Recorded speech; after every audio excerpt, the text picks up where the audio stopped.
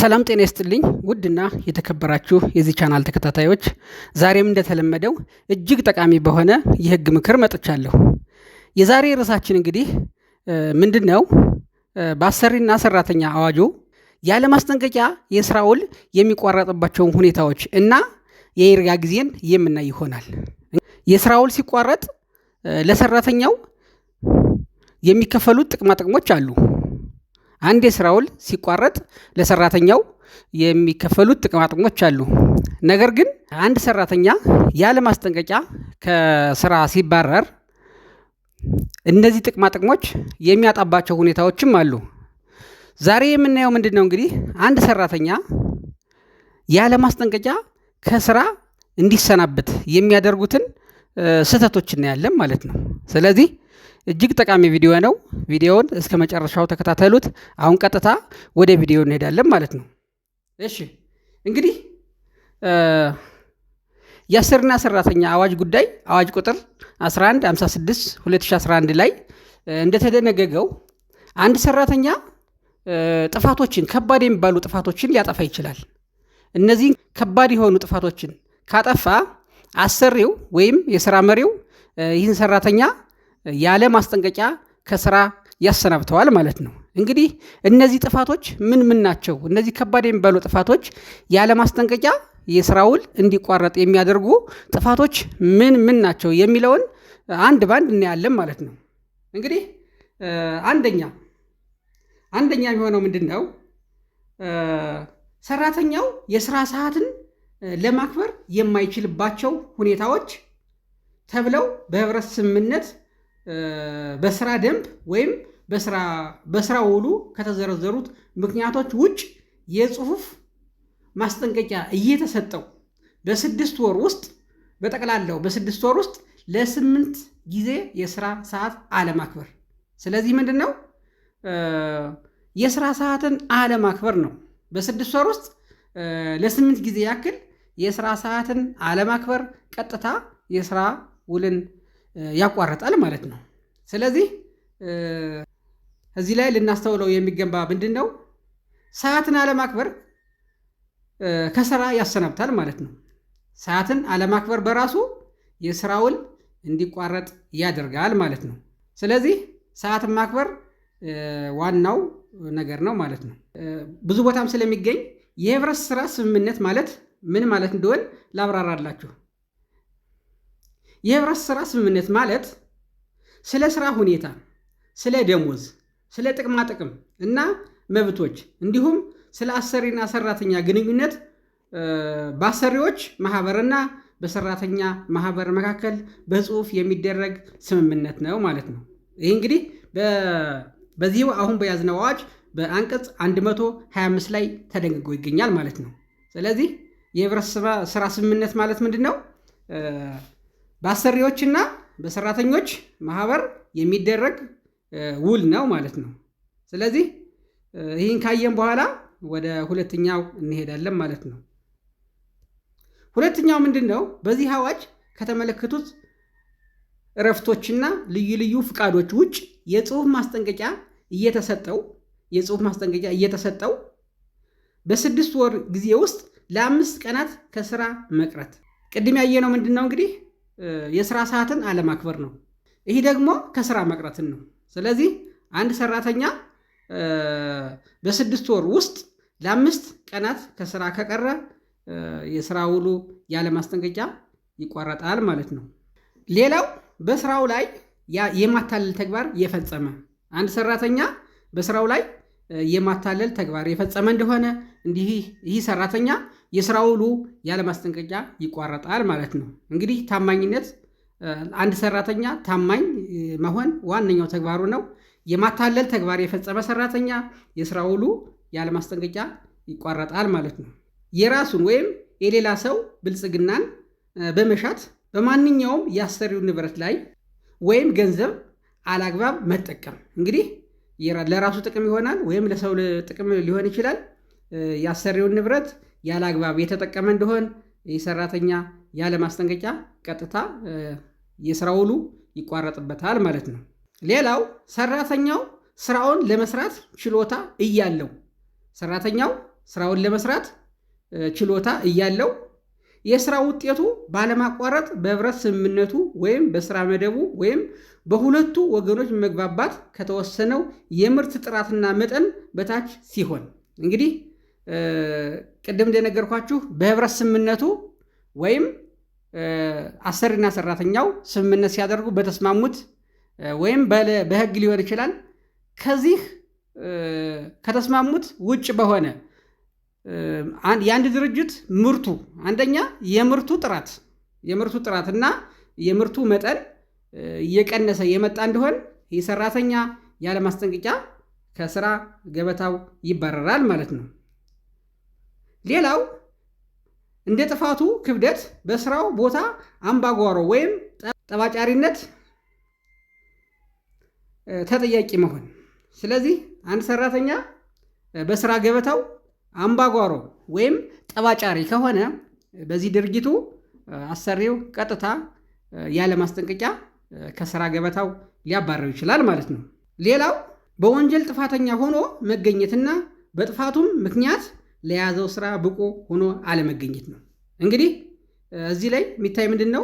በወንጀል ጥፋተኛ ሆኖ መገኘትና በጥፋቱ ምክንያት ለያዘው ስራ ብቁ ሆኖ አለመገኘት ማለት በተለይ ከእምነት ማጉደል ጋር የተገናኘ ነው። ይሄ አንድ ሰራተኛ የያዘው ስራ ከእምነት ጋር ከገንዘብ ጋር ንክኪ ያለው ሆኖ እምነት የሚጣልበት አይነት ስራ ከሆነ ስራው በባህሪው እምነት የሚያስፈልገው ከሆነ ይህ ሰራተኛ በወንጀል ጥፋተኛ ከተባለ ወንጀሉም ስራውን የማይመጥን ሲሆን እንግዲህ እምነት የሚጣልበት ስራ ከሆነ ይህ ሰራተኛ የተከሰሰና ጥፋተኛ የተባለበት በእምነት ማጉደል ከሆነ በዚህን ጊዜ ይህ ሰራተኛ ያለ ማስጠንቀቂያ ከስራው ይባረራል ማለት ነው።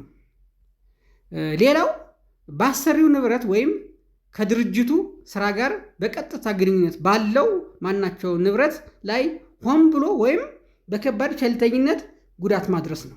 እንግዲህ በአሰሪው ንብረት ላይ ሆን ብሎ ሊሆን ይችላል ወይም ደግሞ በከባድ ቸልተኝነት ሆን ብሎ ወይም በከባድ ቸልተኝነት በአሰሪው ንብረት ላይ ጉዳት ካደረሰ ይህ ሰራተኛ ያለ ማስጠንቀቂያ ከስራ ይባረራል ማለት ነው።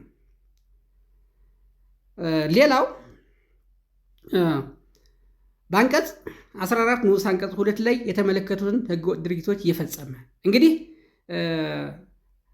አንቀጽ 14 ንዑስ አንቀጽ 2 ምን እንደሚል እናያለን ማለት ነው። አንቀጽ 14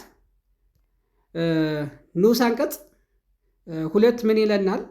የሚከተሉትን መፈጸም ለማንኛውም ሰራተኛ የተከለከሉ ድርጊቶች ናቸው ይላል። አንደኛ ህይወትና ንብረትን አደጋ ላይ የሚጥል ድርጊት ሆን ብሎ በስራ ቦታ መፈጸም። ህይወትንና ንብረትን አደጋ የሚጥል ድርጊት ሆን ብሎ በስራ ቦታ መፈጸም። ሆን ብሎ ህይወትን ወይም ንብረትን አደጋ የሚጥል ተግባር ከፈጸመ ይህ ሰራተኛ በቀጥታ ያለ ማስጠንቀቂያ ይባረራል ማለት ነው። ሁለተኛ አሰሪው በግልጽ ሳይፈቅድለት ከስራ ቦታ ንብረት መውሰድ። አሰሪው በግልጽ ሳይፈቅድለት ከስራ ቦታ ንብረት የወሰደ ሰራተኛ ቀጥታ ያለ ማስጠንቀቂያ የስራ ውሉ ይቋረጣል ማለት ነው። እንግዲህ ስለ ውጤቱ በሌላ ቪዲዮ ምሰራላችሁ ይሆናል። ያለ ማስጠንቀቂያ ከስራ ቦታ የተሰናበተ ሰራተኛ ከሚያገኘው ጥቅማ ጥቅም ጋር በተያያዘ ሌላ ቪዲዮ ሰራላችኋለሁ። አሁን ግን እየተወያየን ያለው ምንድን ነው? ከስራ ያለ ማስጠንቀቂያ ሊያሰናብቱ የሚችሉ ድርጊቶችን ነው ማለት ነው። ስለዚህ ሁለተኛው ይሄ ነው ማለት ነው። ሶስተኛው ምንድን ነው? በሐሰተኛ ሰነድ መገልገል ነው ወይም ለመገልገል መሞከር። አንድ ሰራተኛ በሐሰተኛ ሰነድ የተገለገለ እንደሆነ ወይም ደግሞ ሊገለገል ሲል የተያዘ እንደሆነ ቀጥታ የስራ ውሉ ያለ ማስጠንቀቂያ ይቋረጣል ማለት ነው። አራተኛ በስራ ቦታ በሕግ የተከለከሉ አደንዛዥ እጾችን ወይም አልኮል መጠጦችን መጠቀም ወይም ደግሞ ተጠቅሞ ለስራ ብቁ ባልሆነ አእምሮና አካላዊ ሁኔታ ውስጥ ሆኖ መገኘት። እንግዲህ አንድ ሰራተኛ ወደ ስራ ሲገባ እነዚህን ነገሮች ማድረግ የለበትም ማለት ነው። ጠጥቶም መግባትም የለበትም። ለስራ ብቁ ባልሆነ አእምሮና አካላዊ ሁኔታ ውስጥ ሆኖ መገኘት ማለት ነው። እንግዲህ አንድ ሰራተኛ ወደ ስራው ሲገባ ለስራው ብቁ በሆነ አካላዊና አእምሮአዊ ጤንነቱ ላይ ሆኖ መገኘት አለበት ማለት ነው። ስለዚህ ጠጥቶ የሚገባ ሰራተኛ፣ መጠጥ ይዞ የሚገባ ሰራተኛ ካለ ቀጥታ ያለ ማስጠንቀቂያ የስራ ውሉ ይቋረጥበታል ማለት ነው። አምስተኛው ምንድን ነው? ህግ ሲያስገድድ ወይም አሰሪው በበቂ ምክንያት ሲጠይቅ። ህግ ሲያስገድድ፣ ልብ በሉ፣ ህግ ሲያስገድድ ወይም አሰሪው በበቂ ምክንያት ሲጠይቅ ከኤችአይቪ ኤድስ ምርመራ በስተቀር ሌላ የጤና ምርመራ ለማድረግ ፈቃደኛ አለመሆን። ስለዚህ ህግ ሊያስገድድ ይችላል ወይም ደግሞ አሰሪው በቂ በሆነ ምክንያት እንዲመረመር ሲጠይቅ የሰራተኛ ፈቃደኛ ካልሆነ ከኤችአይቪ ኤድስ ውጭ ማለት ነው፣ ፈቃደኛ ካልሆነ የስራ ውሉ ቀጥታ ያለ ማስጠንቀቂያ ይቋረጥበታል ማለት ነው። ስለዚህ ፈቃደኛ መሆን አለበት ማለት ነው። ስድስተኛ ምንድን ነው? ስለ ደህንነት ጥበቃና ስለ አደጋ መከላከል የወጡ የስራ ደንቦችን አለማክበርና አስፈላጊ የሆኑትን የአደጋ መከላከያ ጥንቃቄዎችን ለመውሰድ ፈቃደኛ አለመሆን ማለት ነው። እንግዲህ አንዳንድ ስራዎች በባህሪያቸው ጥንቃቄ የሚፈልጓሉ። ለምሳሌ ከኮንስትራክሽን ጋር የተያዙ ስራዎች የአደጋ መከላከያ መሳሪያዎች ይኖራሉ። እነዚህን ለመጠቀም ፈቃደኛ ያልሆነ እንደሆነ ቀጥታ የስራ ውሉ ይቋረጣል ማለት ነው። ምክንያቱም አንደኛ ለሰውየው ደህንነት፣ ለሰራተኛው ደህንነት ወሳኝ ስለሆነ ማለት ነው። ለሰራተኛው ደህንነት ሲባል ነው እንግዲህ በዋነኝነት ለሰራተኛው ደህንነት ነው።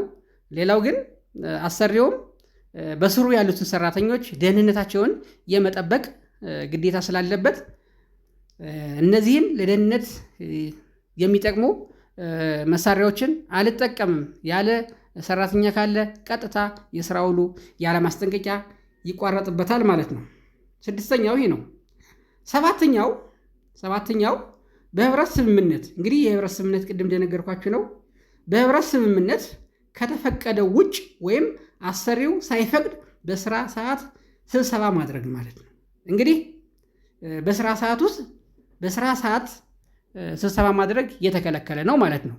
በህብረት ስምምነቱ ሊኖር ይችላል፣ ወይም ደግሞ ህብረት ስምምነቱ ላይ እንኳን ባይኖር አሰሪው ሳይፈቅድለት በስራ ሰዓት ስብሰባ ማድረግ የተከለከለ ነው ማለት ነው። ስምንተኛው በስራ ቦታ ወሲባዊ ትንኮሳ ወይም ጥቃት መፈጸም ነው። በስራ ቦታ ወሲባዊ ትንኮሳ ወይም ጥቃት መፈጸም። እንግዲህ እስካሁን የነገርኳችሁ እንደ ፍትሐብሔር ነው እያወራን ያለን እንጂ በወንጀል አያስጠይቅም ማለት አይደለም። እንግዲህ እስካሁን እየነገርኳቸው ያለሁት ቀጥታ የስራ ውልን ያለ ማስጠንቀቂያ የሚያቋርጡ ቢሆኑም በዚህ ይቀራል ማለት አይደለም። የወንጀል ተጠያቂነቱ እንዳለ ነው፣ የሁሎችም ማለት ነው። ወሲባዊ ትንኮሳ ያደረገውን ዝም ብሎ ይለቀቃል ማለት አይደለም። አሰሪው ሳይፈቅድ ንብረቶችን የወሰደም አይጠየቅም ማለት አይደለም። እያንዳንዳቸው በወንጀል የሚያስጠይቁ መሆናቸው እዚህ ላይ ሊታወቅ ይገባል።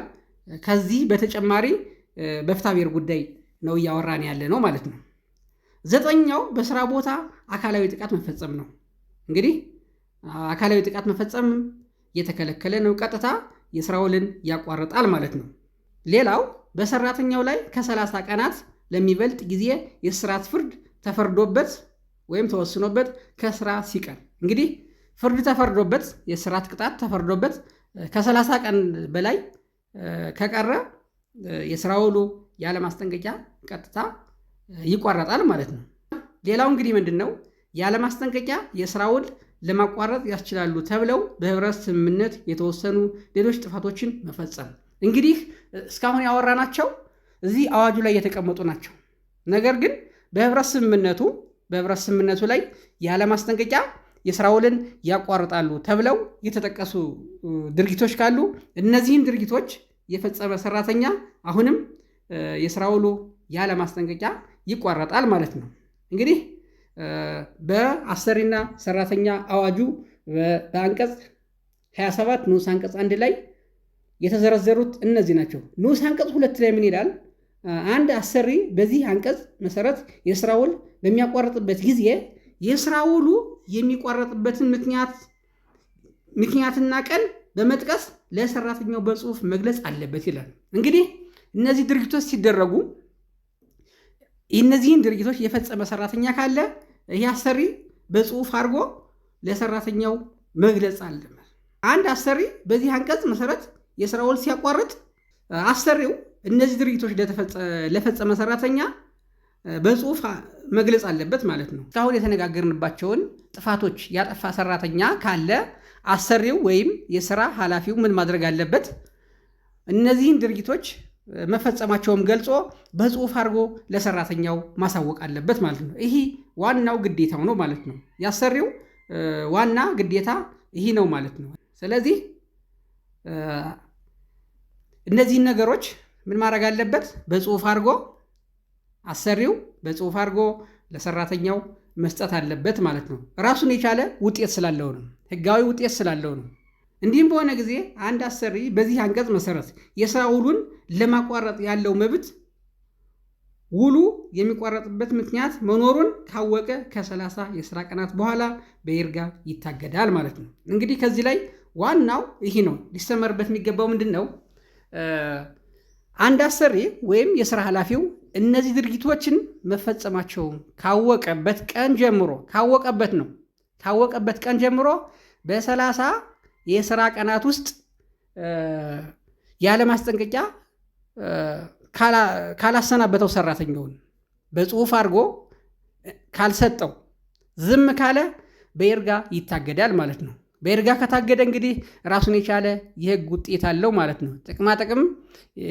የጥቅማጥቅም ክፍያዎችን ከማስጠበቅ አንጻር ራሱን የቻለ ጥቅም ስላለው ነው። ስለዚህ እነዚህ ድርጊቶች በተፈጸሙ በ30